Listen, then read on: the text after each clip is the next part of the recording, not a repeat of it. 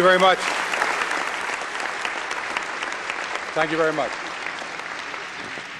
Thank you very much, Stan Lundeen, Dr. Bruna, my distinguished colleagues in the leadership of the state, members of the legislature, Chief Judge Saul Wachtler, and the judges of our distinguished New York State Court of Appeals, ladies and gentlemen. Before anything else, I think we ought to say a word about the one thing that occupies our thoughts this afternoon: our brave men and women in Saudi Arabia. They and our leaders have the support of everybody in this state. They have our prayers in these harrowing moments. All of us, I'm sure, in this room and in this state offer our prayers as well, that our leaders will somehow be able to resolve the crisis in the Middle East without the further destruction of human lives, and that this moment, and that this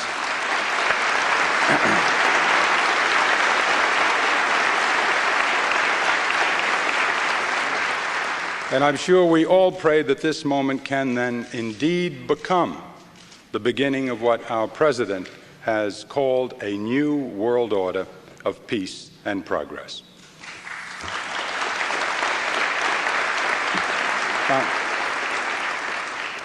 Not many governors in the history of this state have had the opportunity to address this distinguished body as often as I, and I am profoundly grateful for the privilege. I'm grateful, too, for the privilege of working side by side with veteran leaders and a seasoned legislature that have many times, and as recently as only weeks ago, proven their ability to handle the most difficult problems, putting the good of the state, in the end, ahead of their personal and political preferences. And I tell you, we will need that strength very badly in the difficult days ahead, as we confront fiscal problems more severe than any that this state has faced since the Great Depression, and maybe more severe than any that this state has ever faced. And I tell you without any doubt at all that the implications of the budget that I will present to you will jar even the most experienced of you. Those implications, I believe, could have a pivotal effect on our entire history. 1991 can be one of the most important years in our history. It could be a year that devastates the state's fiscal credibility and our capacity to meet the needs of our people for years to come. Or it could be a year in which we somehow transform crisis into opportunity. We cannot avoid all the pain, but we can use this ordeal to inspire changes that can help lead us to a new era of progress if we deal with our huge fiscal imbalance without dismantling what we've already built with the investments of the last 8 years, and if while doing that we focus our priorities, reform our methods, and renew our mission. Let me give you a snapshot of where I believe we are economically and fiscally, and it shouldn't take too long because, frankly, given the nature of the news I'm about to share with you, I don't expect to be interrupted often with applause. Currently, New York State, like much of the rest of the nation, is slipping deeper and deeper into the grayness of a national recession, which has created a crisis for us by both drying up our revenues from the economy and at the same time increasing our social burdens. Now, while only the national government can influence significantly the economic tide that carries the 50 state boats, we in the state cannot afford to wait for Washington's help or to use their failure as an excuse for not doing all that we can for ourselves. And indeed, in fairness to us all, we have not waited until now to respond to the problems created for us by this national recession. Only about 4 weeks ago, and I'm not sure the public fully appreciates what happened here, but only about 4 weeks ago, together, you and I closed a $1 billion gap in a budget that had only $8 billion remaining in it, and you did it without borrowing and without raising taxes. I wonder when the last time in this country was that occurred.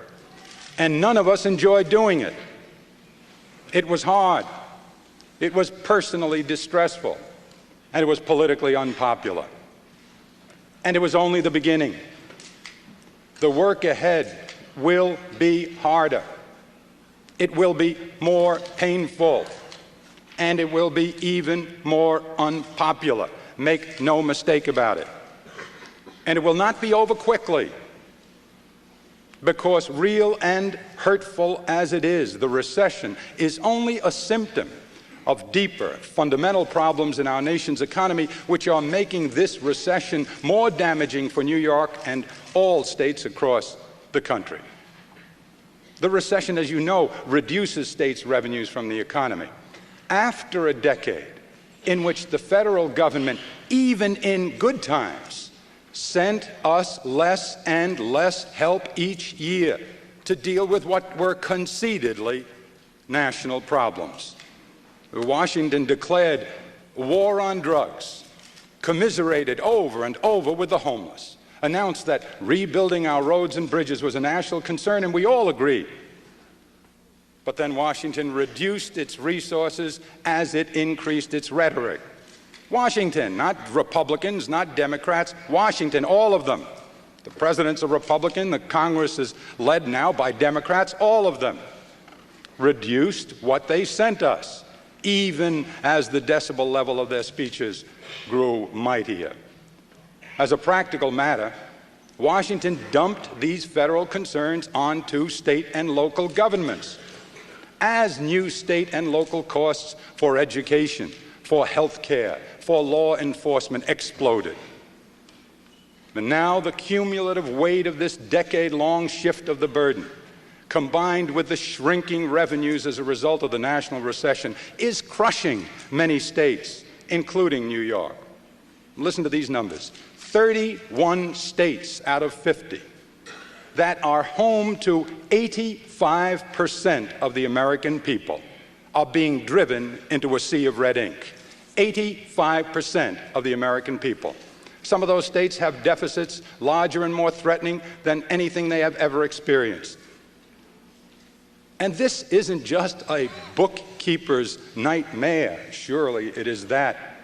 This is people feeling pain, real pain. It's the anguish of hundreds of families whose fathers and mothers, whose sons and daughters have already lost New York State jobs. And it's the pain of thousands more to come. That's real pain. You're not feeling it, I'm not, but they are. And it's worse, because this recession comes after about 10 years in which our nation produced more millionaires, and that's a wonderful sign of prosperity, and it's good, and we encourage it. We wish more of them lived here. But while that was happening, our nation left most middle-class families and people struggling to get into the middle class swimming against the tide, trying desperately to keep their heads above water as jobs, wealth, and dreams flowed overseas. You know the syndrome. We now buy from foreign competitors goods that we used to make and sell to them. And we buy those goods from them with our dollars. And then, because our deficit is so big at the end of the year, we have to borrow back our own dollars and pay them interest for it. And the jobs have gone, and the wealth has gone, and the dreams have gone for many. And the effects of this gradually weakening national economy can now be seen all around us. I'm not making it up. Banks are being seized in some states. People are frightened, confused, all across this country. White-collar workers and wage earners are forced onto unemployment lines, 1 million this year. It's as though it didn't happen, because it didn't happen to us. But 1 million families feel it in this country. Working couples doubting that they'll ever be able to afford a house in the neighborhood they grew up in. More and more people fearing that a lifetime of hard work can no longer assure even a modest degree of economic security. It's difficult for us to relate to. We're doing well. But this is sad. and it's dangerous too.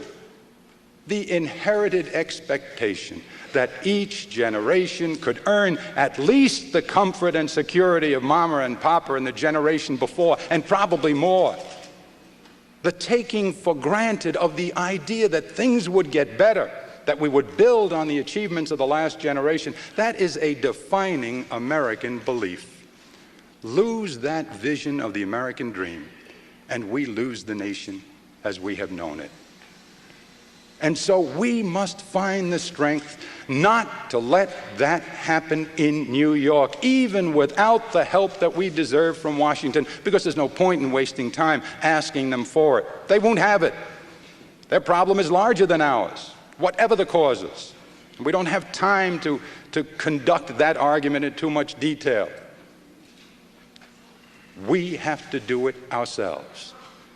Now, we can. We know we can, because for most of this century, the Empire State has shown this country how to keep the dream alive by giving generations of seekers the chance to earn their own way to security, to comfort, even to affluence through our progressive, free enterprise system in New York State, under Democrats, under Republicans, for most of the century.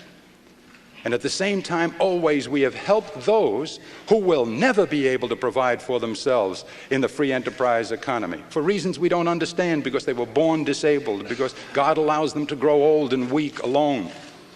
We've always felt a special mission to take care of them, people who, without the help of the whole community expressed through government, would not be able to survive with decency. That's a special part of our mission. Now, preserving this state as a place that provides opportunity to the able and protection to the defenseless, that must be our goal now, no matter how difficult the obstacles.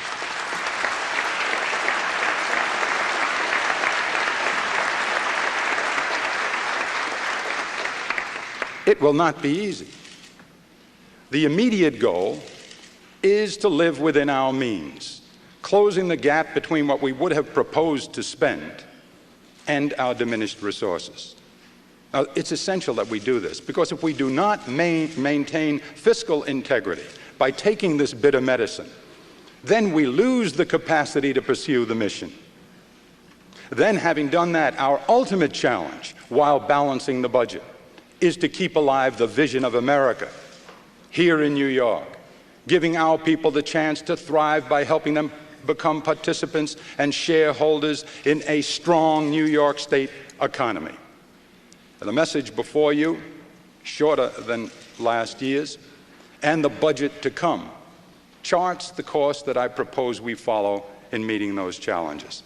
And everywhere in that message and in that budget, you will see a candid recognition that our fiscal emergency will require great sacrifice, even wrenching readjustment. And throughout both those documents, you will also see that I have taken great pains to assure that the sacrifices are distributed fairly among all the people of this state who can bear sacrifice, with no elite, exempt class protected by political power, and no easy victims offered up because they lack political influence. There will be no sacred cows, and there will be no sacrificial lambs either.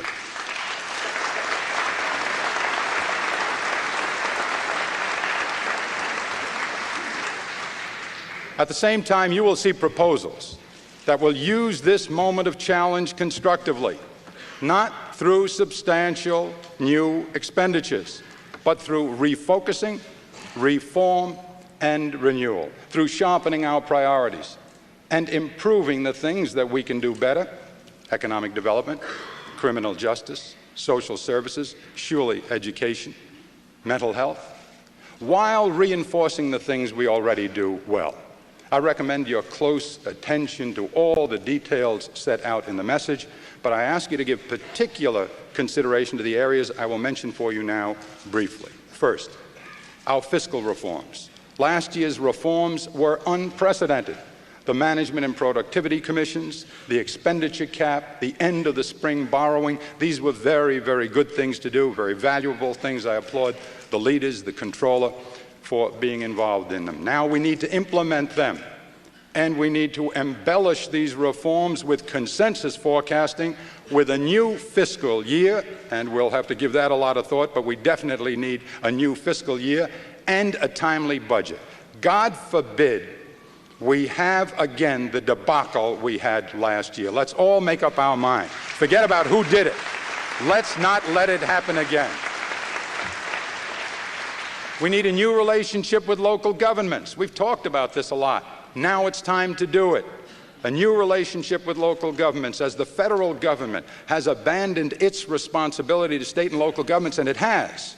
You look at the graph. You will see that each year they have given a smaller proportion of the whole budget to these national concerns at the state and local level. And as they did that, we gave more and more. We have strained to fill the gap created by the federal government. I don't believe for a moment, frankly, that any appreciable number of the public that elected or re-elected you understands it, but that's the fact.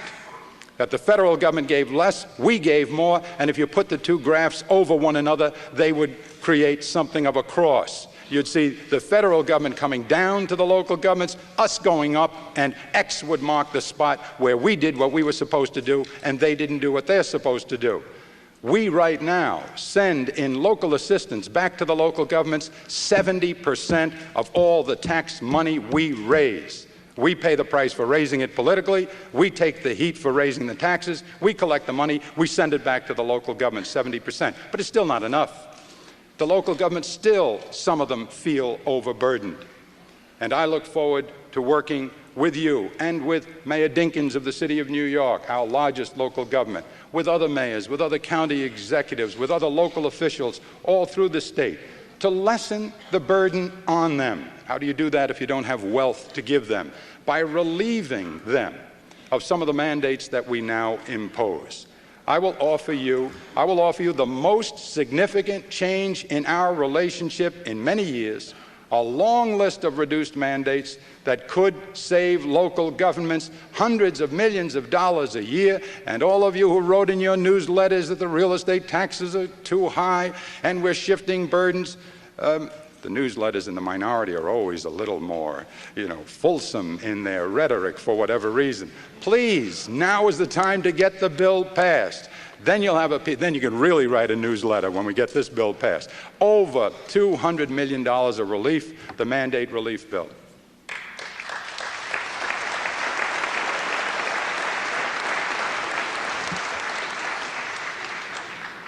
Now, as I've noted, beyond finding better ways to manage our resources and to divide the pie fairly, we must also be more inventive in finding ways to enlarge that pie by making New York's free enterprise economy more prosperous and more inclusive.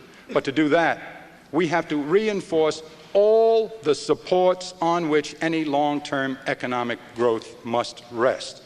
And the economy and economic growth is the key to our future success. Remember, there are only two places we can get wealth. One is from the federal government sending it to us. The other is us creating it out of our free enterprise economy. We don't have a money machine like Washington. We cannot create money, not to say wealth. The only two sources we have are Washington and our own free enterprise economy. Washington will be sending us less and less.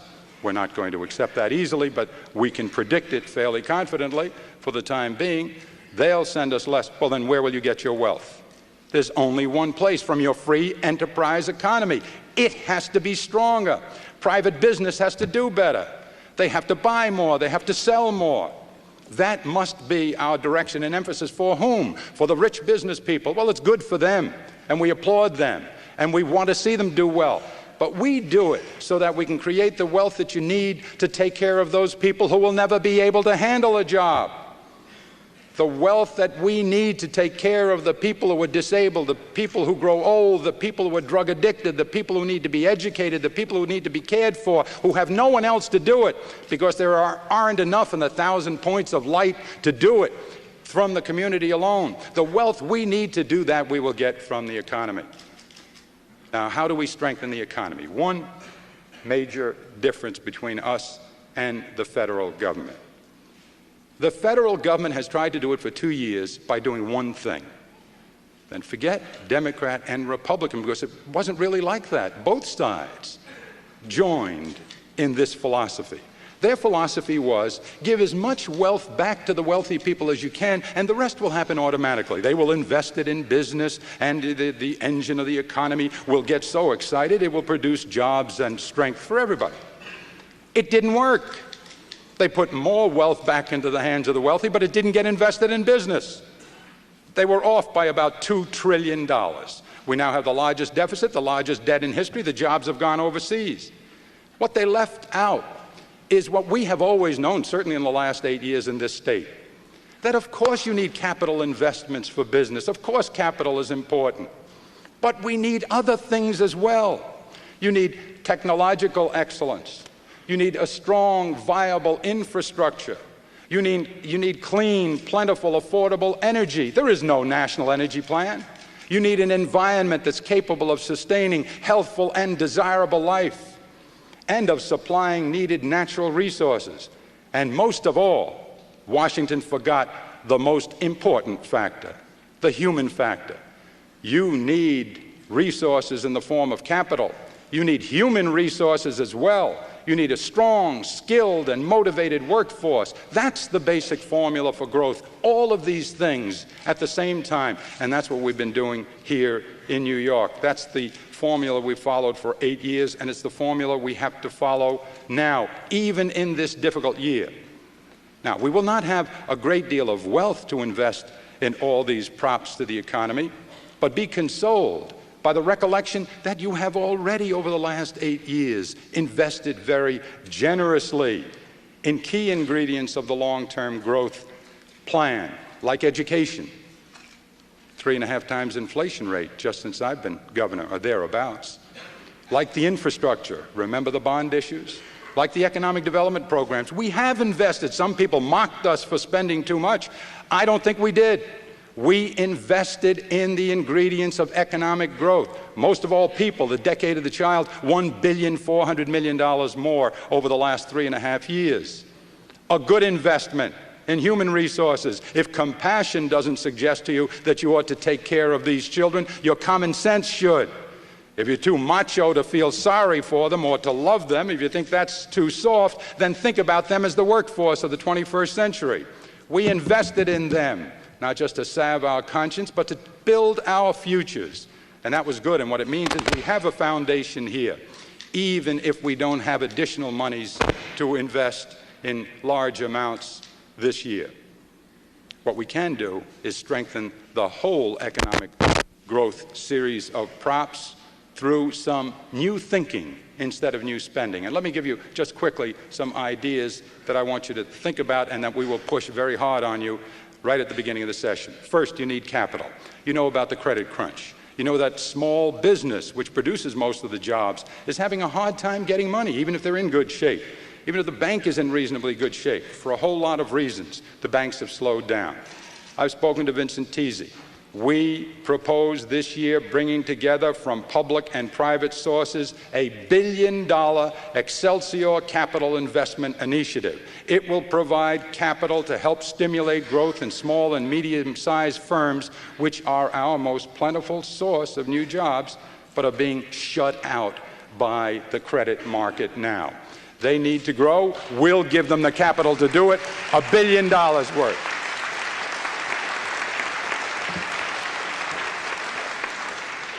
We take for granted our strength with the Centers for Advanced Technology. We shouldn't. That's the future, the Centers for Advanced Technology. We'll continue to invest in those CATs to encourage even greater development and commercial application of emerging technologies so that New York companies and workers will have the technological ammunition to compete and to win against anyone in this country or anywhere else. And we can do that from New York.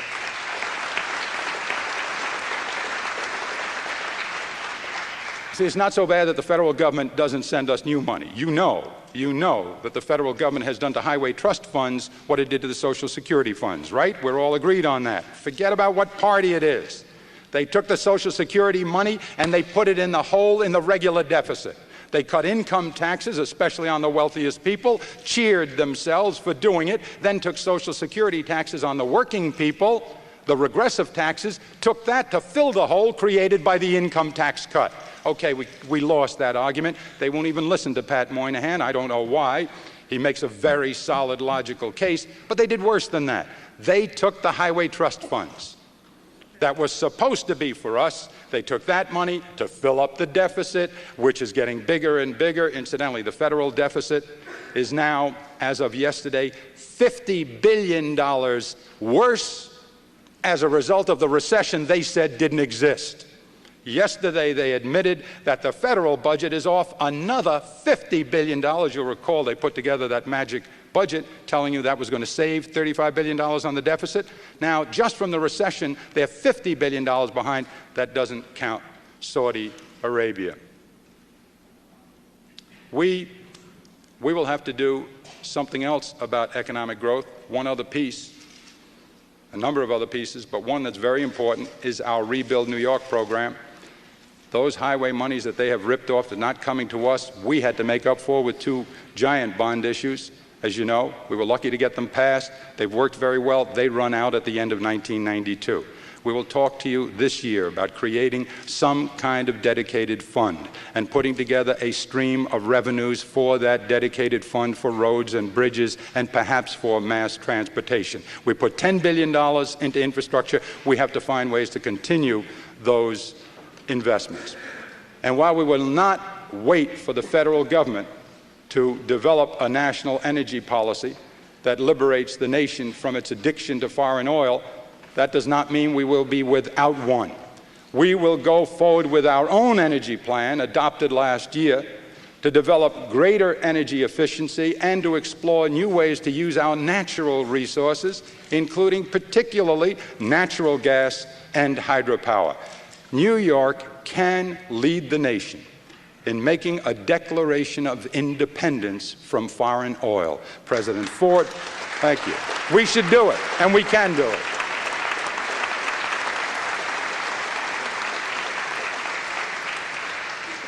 And of course, we'll continue our emphasis on one of the proudest parts of our agenda, the Decade of the Child, to help our children and their parents live fuller and more productive lives. We'll also move swiftly to catch the tide of opportunity presented by the globalization of the world economy. We need to find better words than globalization and prioritize. They tend to jade these exciting ideas. Let me be more specific about globalizing the economy and what it means to us. Think of it this way. The last decade I think of as the era of the Pacific. Japan, Taiwan, the perimeter nations did extremely well, suddenly appeared to blossom, and the whole west coast of the country with them. And we hope they continue to thrive. But now there is a new reality. New York is already benefiting from the free trade agreement with Canada. For those of you from the western part of the state, the northern part of the state, you know that. We're doing very, very well up there. And next year, in 1992, you will have the European Economic Community, the largest market in world history, the largest coming together of people in a concerted economic force in world history, much larger than we. A huge market. Some people are intimidated by it, but there is another way to look at it. It is a market for us. It is an opportunity for us. And who is better situated to take advantage of this dynamic new economic opportunity than we? We should make the next 10 years the era of the Atlantic, and we should be the first to profit from it. Now, and it really is not complicated.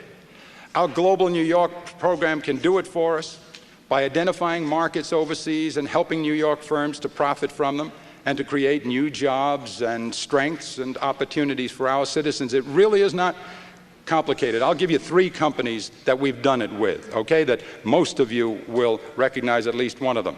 Clestra Cleanroom Technology in Syracuse, Spectrum Communications and Electronics out on Long Island, Photographic Sciences Corporation in East Rochester. You know what it comes down to? You have a tremendous amount of export work done from this state already.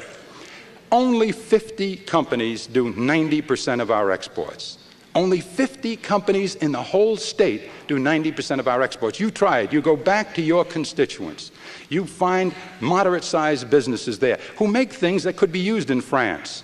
You go to the southern tier of this state, and you have a great helicopter manufacturer, okay?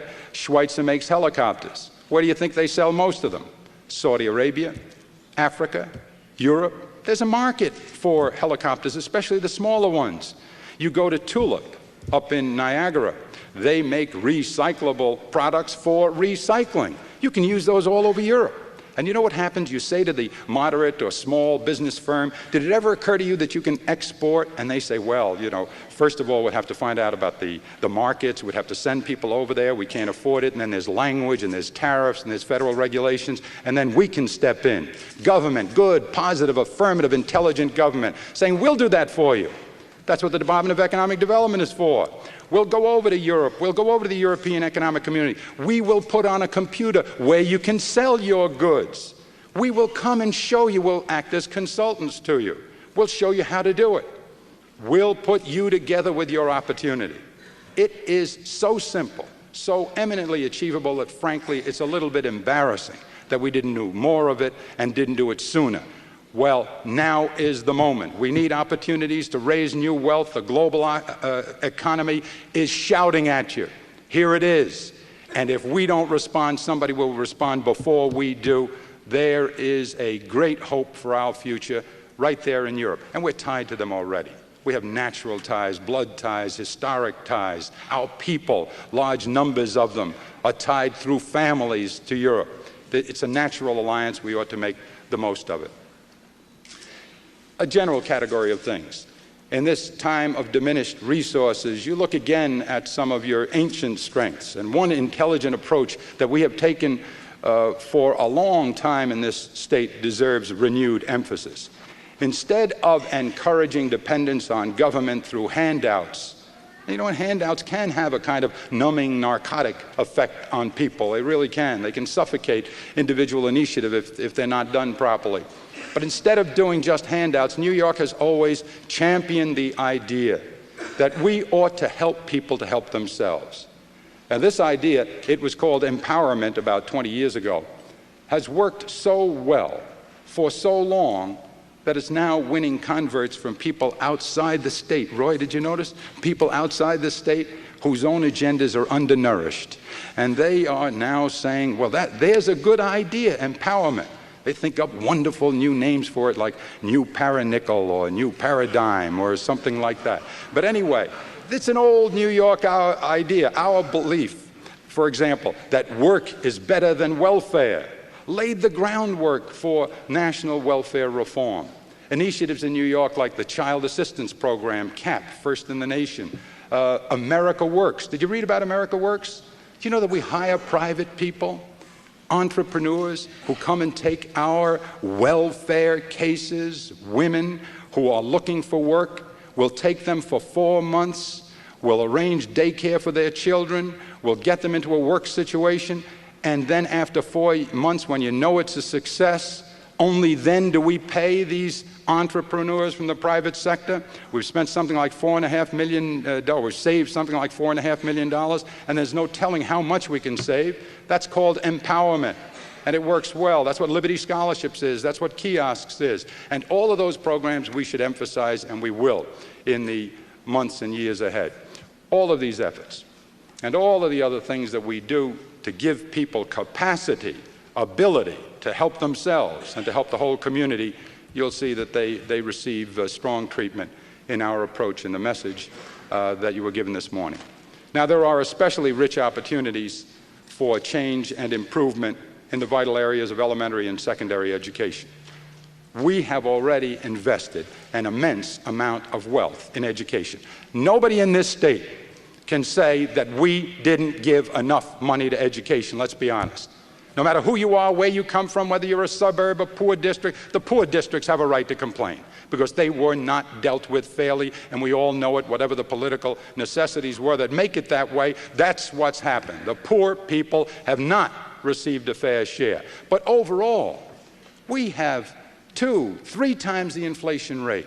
That has been the increase we've given to education. Okay, we've done it. But now we're not going to be able to afford to give that kind, or maybe not afford to give any growth to education. I don't know where you're going to find the money. Having invested all of that money, isn't it time now to make more of the investment? Let's see if the money is being spent properly. Let's talk about things like goals. The president is absolutely right about that. He called us all together, all the governors, and we all agreed, Democrats and Republicans from all across the country, that yes, we have to be more precise about our goals, more precise about our standards, more precise about how you measure them. How do you know when a kid has done well in history? The old days, you gave him some test on 5 books, you tested him on 3 books. It's obsolete, archaic intelligence we've brought to bear in some of our schools on assessment. We have to do goals better, standards better, assessment better. Teachers and parents must have more to say about how schools have run. We have to look at choice more clearly. We have already made good use of choice in this state with magnet schools. Choice in the public school context, once you get over into private school, you know, you talk about choice in private school and vouchers, you're in a different game altogether. What you're talking about there is privatizing public school. I'm against that. I'm against privatizing public school. But within the public school area, let's look at choice more intelligently. Let's give more emphasis to competitiveness in the public school system, to the right of parents to influence the school to which their child can go. And as you know, Commissioner Sobel and the Board of Regents are doing the Learning Compact, and they're concentrating on choice, and they'll be reporting to us soon. I think we should all be eager to read that report with an open mind and to address the subject of choice honestly. And in a world where our competitors, ironic, isn't it? You know, for 45 years we were dominant. Let's face it, we snapped our fingers, we said what the interest rates were going to be, we bought, we sold, we did everything we wanted to. And then we looked up, and the countries that we brought back to life after the Second World War, Japan and Germany, had suddenly gotten so powerful economically that they started snapping their fingers. Try to get them to bring their interest rates down. Now, they're sucking money from all over the universe with their high interest rates because they're in trouble. You try calling them up and saying, gee, we brought you back to life after the Second World War. Give us a break. We're in trouble too. It's not working. Okay? So in this world where our competitors have gotten stronger than we are at things like education, you had better do something about it. You know, Korea, Japan, they go to school for 240 days, 243 days, 215 days. You know how many days we go to school? 180 days. I made the mistake of going up to the North Country. Never go to the North Country without Ron Stafford. See, usually I go with Ron, I'm pretty good. You know, nobody throws fruit. They're afraid they'll hit Ron. But I went up there and I talked about just a little bitty talk in a little bitty place. I said, maybe we should go more than 180 days. And I got letters from women. I got a phone call from one woman. You want to make my child a psychic basket case. He's already got too much education. I said, good lady, your kid doesn't have to go to school, you know. But we really have to do something about that. I think we should ask the regents this year. You can't afford it right now. You can't afford to go to 190 days or 200 days because you have to pay teachers, and it's going to be a complicated thing. But you can afford to study to figure out how to get there. And the people who are concentrating on education, I hope in both houses will take a look at that with us. Now, this is all part of the new thinking that we need to do about changing the nature of our workforce. We must understand who our workers are going to be and how to equip them with the knowledge and the expertise and the motivation they need. One other issue there I ask you to look at. A lot of the new workforce are parents. It wasn't like that in our day, or at least in my day.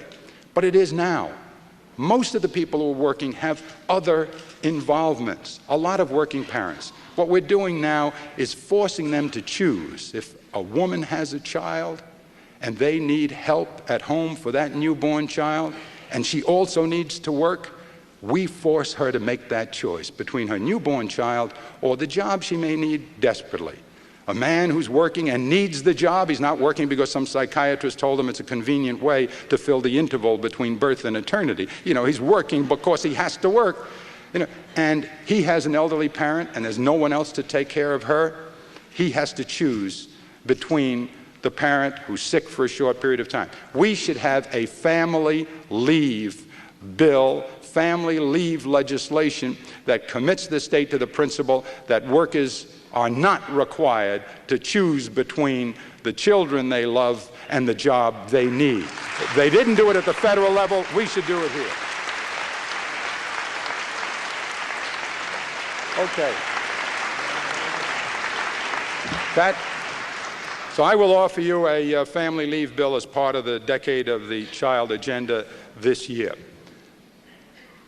Now, there's another reality among us, and I've grown weary of talking about this one. I'm sure you have too, and I'm sure you have to talk about it because everybody in every area in this state wants to know about it.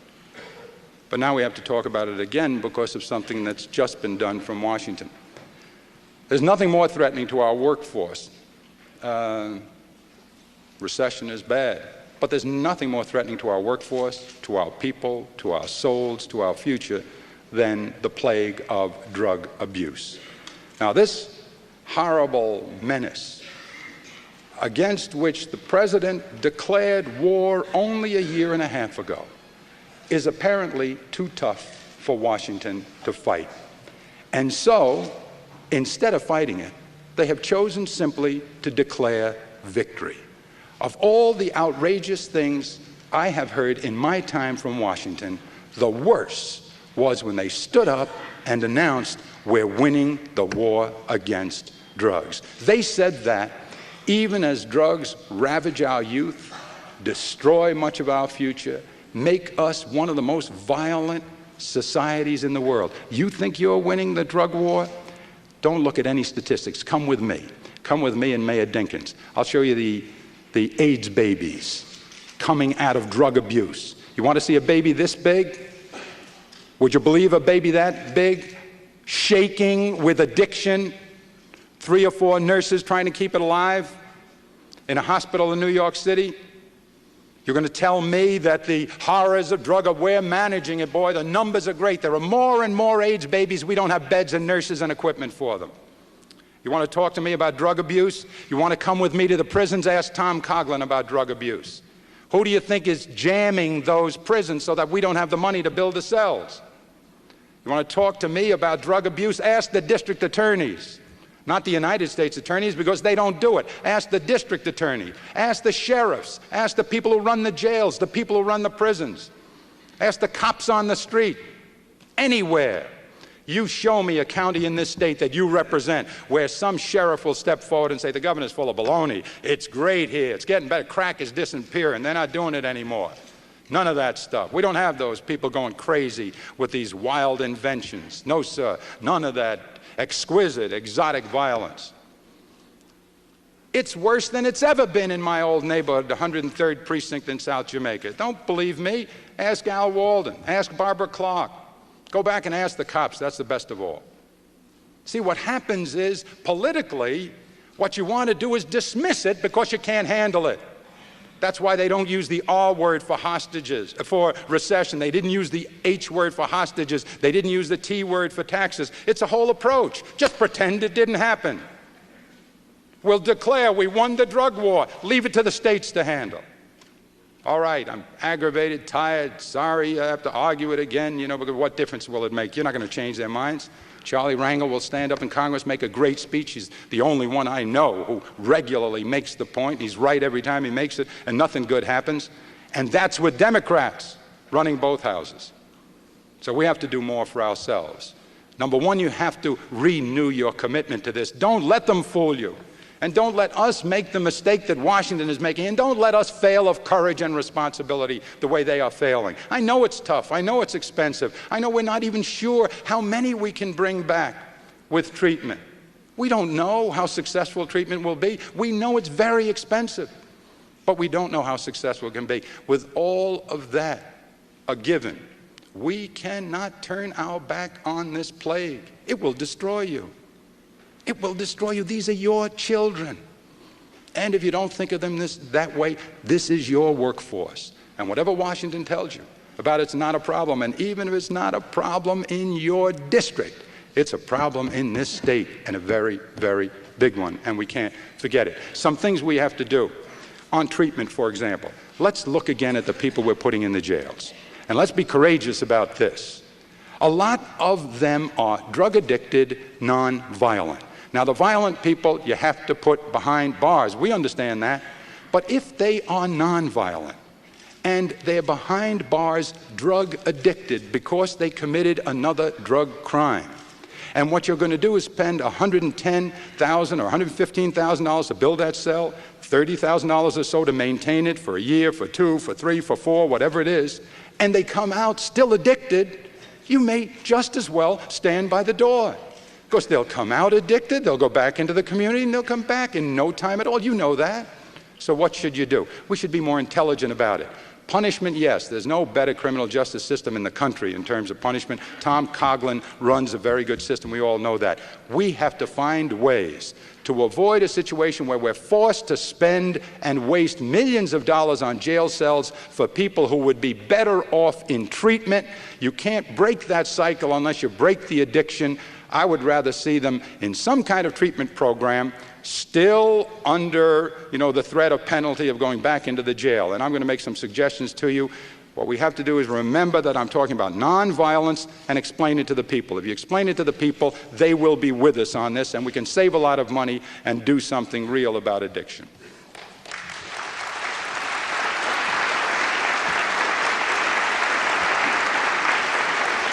We'll do some other things in criminal justice. We'll be doing a new Department of Criminal Justice. We'll be talking to you about the anti-violence package, another tough subject. Please don't get annoyed at me. Assault weapons. You're wrong about assault weapons. Now, wait a minute. Now, wait. You're wrong. You're wrong. We're all wrong. You cannot make a case for assault weapons. Just killed another kid. Assault weapons are designed to kill the largest number of people in the shortest period of time, period. They're killing machines. That's why they were made. What reason do you give for not passing the legislation that bans them? You got postcards? Somebody told you they'll be angry at you? Somebody said they'll vote against you? Do you really think this state is stupid enough and callous enough to vote against you, vote you out of office because you banned assault weapons? It is a disgrace that this civilized state still allows assault weapons.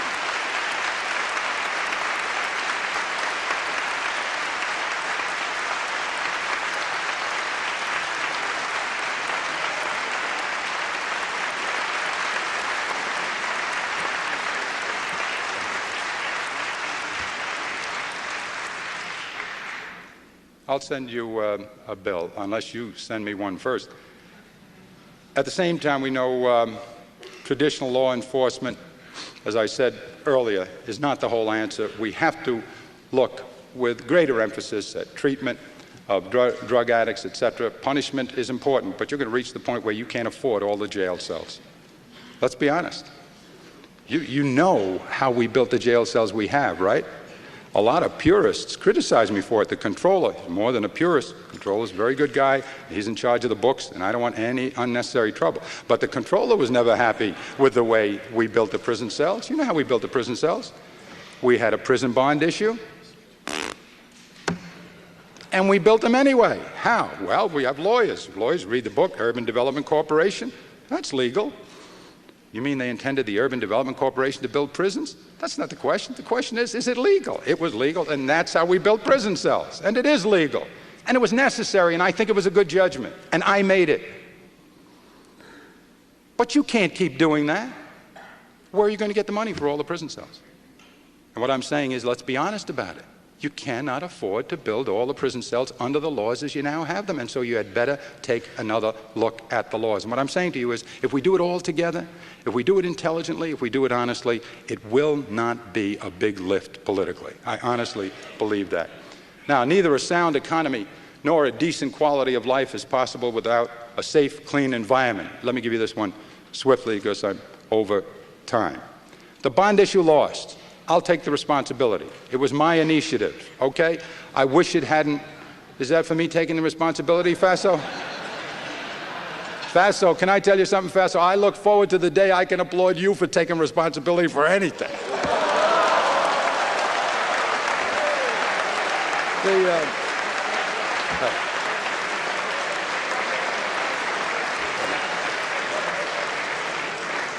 You take this too seriously. It's John Faso, Mario Cuomo. We're all in the same club. That's the way we talk to one another. Don't worry about it. No, I will take the responsibility. We didn't make the case to the people properly. They didn't like it. They said so. They voted against it. So be it. And it's regrettable from my point of view that I didn't do it better, because the things we needed to do with that bond issue are still very important. Solid waste, water. We need $162 million to tie into the federal system. We have terrible solid waste problems. We need to recycle. We all know that. We don't have the wealth for the recycling. We need to do a lot of things. Pat Halpin is here, county executive of Suffolk, and the other county executives. They were looking for help from that bond issue. And that problem and that need has not gone away. And therefore, I recommend that we do something that will meet that need and still accommodate the intelligent reservations expressed by the people. They said they didn't want to borrow. We won't borrow. They said they didn't want land taken from them without, okay, we won't do that. Let us instead raise up an environmental development fund that is pay as you go. Make it pay as you go. That's what the people wanted. And if we can find a way to afford it, let's make it pay as you go, where no one has to worry about having their property, condemned by eminent domain. Notwithstanding, we told them we wouldn't do that. So it'll be pay as you go. It'll be a fund. We have some suggestions for a revenue stream. It would concentrate mostly on solid waste, recycling, water, parks, and things that we all pretty much agreed to last year. The items that were in dispute that brought the bond issue down, we will not have to worry about. As to land acquisition and that whole question of preserving the Adirondacks, preserving the Catskills, preserving other pristine areas, we have in place a group that reports at the end of January of this year, and then again at the end of January 1992. They will address the subject of acquisition and how we deal with that. In the meantime, let us rush forward some kind of fund that will give the county executives the help they need at the local level, and that will do what we need to do environmentally. The need did not disappear with a defeat. Let's do it right this time. I'll make suggestions to you. Now you have another terrific subject this year, reapportionment. This is a great one, because I never was involved in reapportionment before. This year I'm going to be involved in reapportionment because, this is the only time it ever happened. I've been here 8 years now, the 10th year. Now I sit and I'm not going to get involved with Ralph and Mel and the maps and all of that because I don't understand that. I'll have people doing that. But when the bill comes to me, I'll obviously have to read it, and it has to be translated, and I have to understand it. So I'll be around when the bill gets to me. What I like about reapportionment is it is a fundamental revisiting of the political geography of the whole state. It attracts everybody's attention to the system, to democracy, to how it works. And it does not work as well as it should. And we all know that. We all know that incumbents have unfair advantages. You know that. Now, this year, the Republicans made fun of me because I had a lot of money, and there was a lot of... Yeah, that's right. It gives you a terrible, terrible advantage to be an incumbent with a lot of money. I can tell you. It bothered me. I felt very guilty. It was awful. And I know the Senate did. Ralph and I, we used to commiserate. And Ralph said, I'm spending all that money. Poor Freddie's got nothing. This isn't right. I said, yeah, Ralph. Hang on. But it's not right, and we all know it. You should have a campaign finance system. You know that this system is no good. They can't beat incumbents. How are you going to beat an incumbent? We have newsletters, we go on television, we go on radio. It's not right, and you know it's not right. We get away with it because we all agree. Let's change it. Why is it so hard for people to vote? Why is it that a woman in the North Country, if it snows in her county, may not be able to vote? Why can't more people vote by absentee ballot? Why don't you make it easier? Why do you have those complicated statutes that say if you don't do your petition exactly right, Fabian Palomino kicks you out? Why do you have that? It's so that Fabian can kick you out if I don't want you in. That's what it's for. We have to change that. This is it. Look, this is a wonderful year for raw truth. We don't have any money. We don't have any other options. Let's shock everybody. Let's tell everybody the whole truth. All right.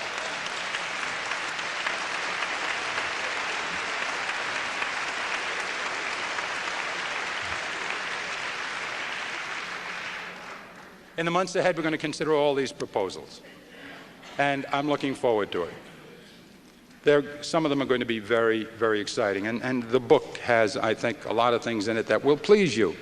We don't have money, obviously, to spend, but the anti-smoking legislation that deals with young children, I think, is something you're going to be interested in. The Agricultural Protection Act, the programs we have for seniors, the very strong agenda for people with AIDS. That's a very, very important subject. Last year they came here and somebody stood up to attract attention and some people got aggravated at them, etc. And then they did it again when I was elected, on the election night. And let me tell you, a lot of people got aggravated. I did not. I understand their feeling, and we all must understand their feeling. This is a terrible, terrible thing that is happening, and it is way, way beyond where it was a few years ago. It is through the whole community now. AIDS babies, that little trembling baby is an AIDS person. That's a person with AIDS. You'll see in the book that we are generous, very generous with our AIDS agenda, and I think if it stays that way, it's something we can all be proud of. Now, I look forward to working with you on the entire agenda, and that, in brief, is my report to you on the state of the state as required by the New York State Constitution. Now, the Constitution does not mandate that I talk to you about my hopes, but it is impossible for me, whose first appearance before you defied the laws of probability and came at another moment of fiscal emergency, although not as bad as this one, to avoid spending just a couple of minutes in talking to you about my hopes and sharing them with you. So please just permit me this final personal word. In my first inaugural, I tried to point out how personally I learned how beautiful this state was, what a miracle of a place it was. And some of you will recall I talked about Mama and Papa and being a child in the grocery store and all of that, the public school grounds, the neighborhood sandlots, college, law school, and getting into politics. And that was my story. Kind of typical story, I thought, because each of you has his or her own unique memories that teach you probably how great this state is. Whatever those different memories, all of us I know, whatever our backgrounds, whatever region of the state we're from, whether our ancestors came here first class, steerage, or dragged in chains, have one thing in common. We are New Yorkers. We are fastened to this place by memory, by obligation, by choice, by affection, by pride. Now, outsiders don't always understand that, but we do.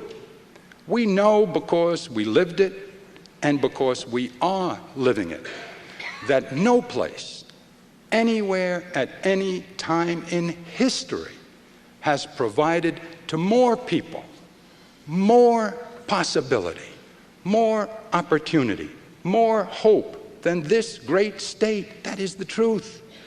And still people come for that reason. Still they come. The eager, bright-eyed seekers after opportunity from the East, from Latin America, from Europe, every day, adding to our richness, burnishing our bright and beautiful mosaic. Now, we must keep that thought, I think, in the front of our mind as we face this new challenge. We must recall all that our forebears did to earn that opportunity, their work, their sweat, their struggle. Recall all that they had to overcome. It's not just poetry, it's history. Remember the poverty, the ignorance, the discrimination. They all took their turns at being discriminated against, the humiliation some of them felt. Recall it.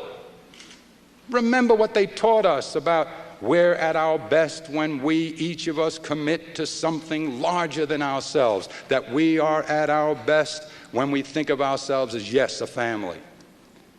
Remember it. Remember that sharing benefits and burdens for the good of all of us is the most intelligent way for us to meet this challenge. And we should remember all that this state has survived, fires and floods and wars and recessions and even the Great Depression, in order that we could reach the good life that most of us, certainly you and I, enjoy. Now that magnificent history places, I believe, upon each one of us whom New Yorkers have just elected or re-elected an awesome burden.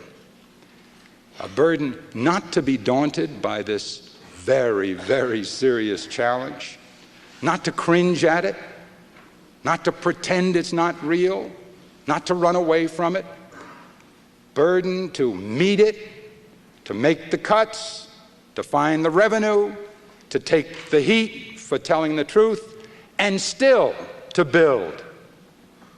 And I hope we're able to do it.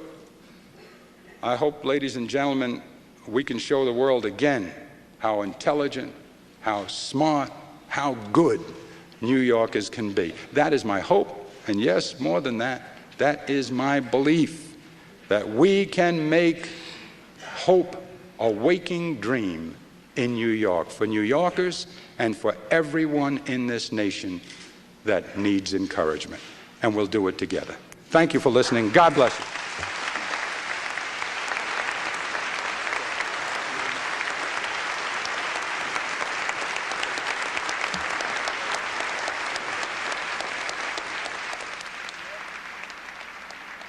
Governor Mario M. Cuomo's annual message to the legislature, the State of the State address, has come to you through the facilities of the New York Network and SUNYSAT, television services of the State University of New York.